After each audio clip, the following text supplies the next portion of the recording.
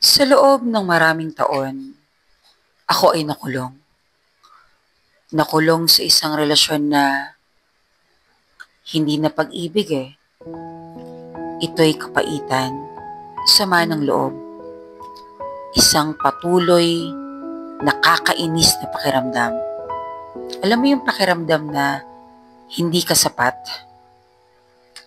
Nakakatakot ng umibig sa panahon ngayon dahil ang bilis na ng taong makalimot.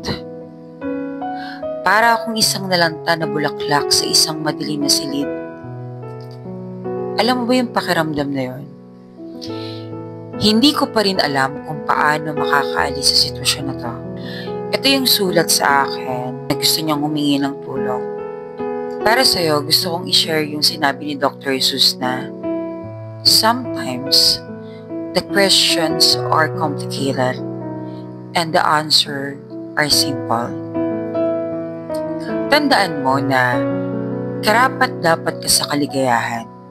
Huwag mong hayaan na sino man o anumang sitwasyon ay pigilan ka sa paghahanap nito. Kung kailangan mong magbitiw, bitiwan mo na.